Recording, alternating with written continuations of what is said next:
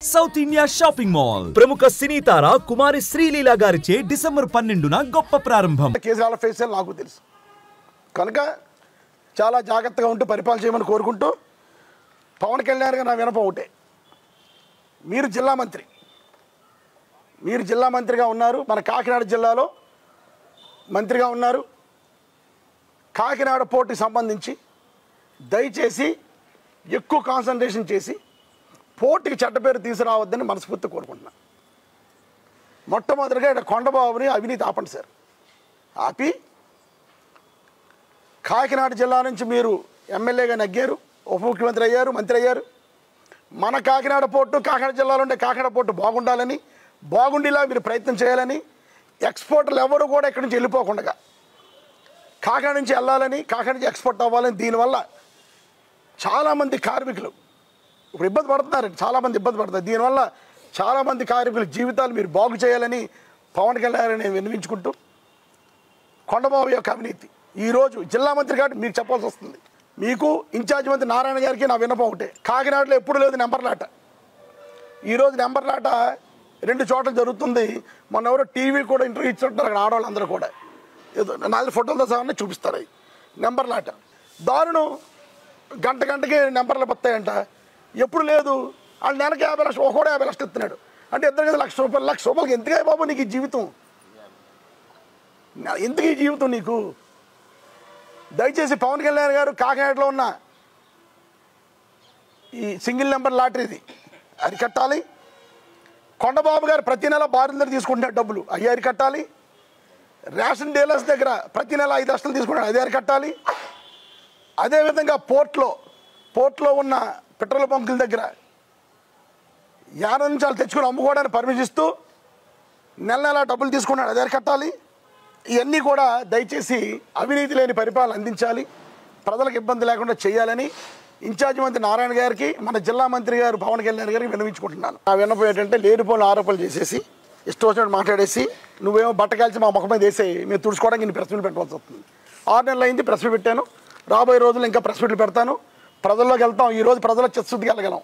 మేము ఏదైతే హామీలు ఇచ్చామో అన్ని ప్రజలు చేసాం కాబట్టి ప్రజలకు వెళ్ళగలుగుతున్నాం. జగన్ గారు అందుకే రాగలుగుతున్నాడు. గతంలో 2019లో ఓడిపోయిన తర్వాత చంద్రబాబు నాయుడు గారు 2 సంవత్సరాలు హైదరాబాద్ రాలేదు.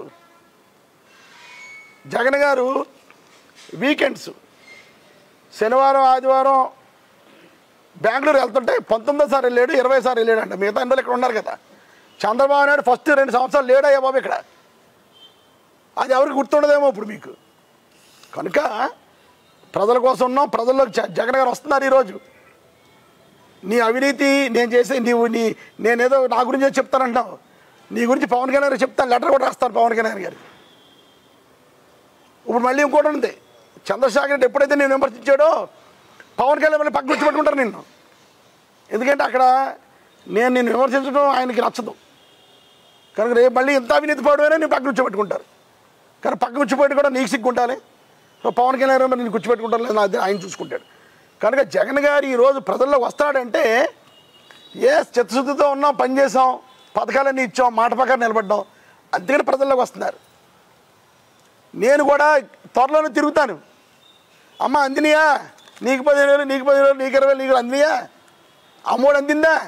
అలాగే కొండబాబు గారికి ఇంకొక విన్నపం, 6 నెలలు అయింది మీరు వచ్చి, ఏది మన జాతి కోసం రావాల్సిన మత్స్యకార భరోసా ఏది, ఏం చేసావు నువ్వు?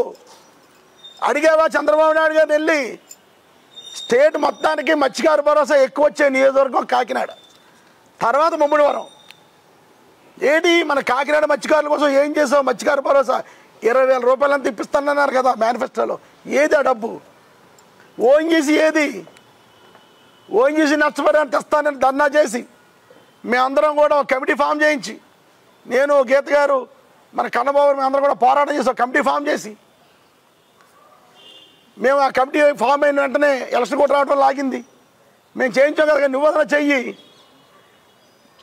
ఓఎన్జీసీ వాళ్ళు నష్టపోతున్న మత్స్యకారులకి తెప్పించు నష్టపరిహారాన్ని. ఏం చేసావు? జాతి కోసం చేయలేదు, ఊరు కోసం చేయలేదు. నువ్వు మట్టుకి నీ కొడుకుని నీ పెద్ద ఎంకిని పెట్టుకుని, అంటే ఒక ఫ్యామిలీని పక్కనే వెళ్ళాడు, అన్నయ్య గారు కొడుకుని పక్కనే వేయాడు. ఇప్పుడు నీ కొడుకుని వెంకట గారిని పెట్టుకుని కలెక్షన్ బేరాలు. ఈ కలెక్షన్ కూడా ఆపుతాం. ఇవన్నీ కూడా పవన్ కళ్యాణ్ గారి దృష్టికి లెటర్ రూపేణ పంపుతాను. ఇంకా తర్వాత పవన్ కళ్యాణ్ గారు డిసైడ్ చేసుకుంటారు ఏం చేయాలి, నిన్న అవినీతిని ఏం చేయాలి. అవినీతి లేని పరిపాలన అందిస్తాను అన్నారు కాబట్టి నేను ఇక్కడ లోకల్ నాయకులు మీలాంటి వాళ్ళు ఇటువంటి కార్యక్రమం చేయకూడదు కాబట్టి లెటర్ రాసి ఆ లెటర్ను కూడా బహిరంగ నేను మీడియాకు కూడా విడుదల చేయడం జరుగుతుంది. మా తమ్ముడికి రాజకీయానికి సంబంధం లేదు. ఇది పూర్తిగా కక్షాదింపుతో చేస్తున్న చర్య. ఫస్ట్ ఆ ప్లాంట్ వీరభద్ర ఎక్స్పోర్ట్స్ ఒక ప్లాంట్ మూసారు. 1500 మంది పనిచేస్తారండి అక్కడ. 1500 మంది పనిచేస్తారు. పొల్యూషన్ వాళ్ళు నోటీస్ ఇస్తే నేను రెక్టిఫై చేయండి అన్న రెక్టిఫై చేస్తున్నారు, ఇబ్బంది లేదు. ఇంకో ప్లాంట్ పత్తిపాడులో ఉంది, అక్కడ 2000 మంది పనిచేస్తారు. అది పెద్ద ప్లాంట్, 2000 మంది పనిచేస్తారు. అది ఆపారు. పొల్యూషన్ అన్న ఎవరి దగ్గర ఉంది, పవన్ కళ్యాణ్ గారు ఉంది ఆ డిపార్ట్మెంట్, అది ఆపారు. అది నేను ఛాలెంజ్ చేస్తున్నాను ఈరోజు. ఇండియాలోనే బెస్ట్ ప్లాంట్ అది, ఇండియాలోనే బెస్ట్ ప్లాంట్. 40 ఎకరాలకు కట్టారు. అది పొల్యూషన్ పేరు ఆపారు. అత్తే ఆపారులేండి, దానికి తగ్గ సొల్యూషన్ ఉంటాయి కదా. ప్రతి ఒక్కటి ఇలాగ ఆపేసుకుని పోతే అన్నీ ఆపేస్తారు. రేపొద్దు నా ప్రభుత్వం వచ్చిందని మేము ఆపేసాం అనుకోండి, అది ఇబ్బందే కదా. కనుక సొల్యూషన్ దానికి తమ్ముడు అతను చూసుకుంటాడు, ఇబ్బంది లేదు. కానీ మా తమ్ముడికి రాజకీయానికి సంబంధం లేదు. అతను డిఫరెంట్. ఏ రోజు నా రాజకీయాల్లో మీరు అందరూ ఉన్నారు కదా, ఎలక్షన్ టైంలో తమ్ముడుగా నా పనిచేస్తాడు. తర్వాత ఎప్పుడన్నా రాజకీయాల్లో దూరాడా, డే టు డే యాక్టివిటీలు ఉన్నాడా? మా తమ్ముడు పూర్తిగా వ్యాపారస్తులు, అతను వ్యాపారాలు చేసుకుంటాడు. ఈరోజు అతను వ్యాపారంలో పని దెబ్బతిని ట్రై చేస్తున్నారు, ఏం పర్లేదు. ఏ నష్టం ఉందో ఆ నష్టం అంతా కూడా మేము రికవరీ చేయగలం, ఇబ్బంది ఏం కాదు. కానీ కాలం నిర్ణయిస్తుంటారు కాబట్టి ఈరోజు ఒకడు లంపగా కొడితే రేపు మనం 2 లంపగా కొడతాం అన్నమాట, అది గుర్తించుకోవాలి. అది సామెత ఉండిపోతుంది అలా. సుమన్ టీవీలో మీ పర్సనల్ అండ్ బిజినెస్ ప్రమోషన్స్ కోసం కింది నెంబర్కి కాంటాక్ట్ చేయండి.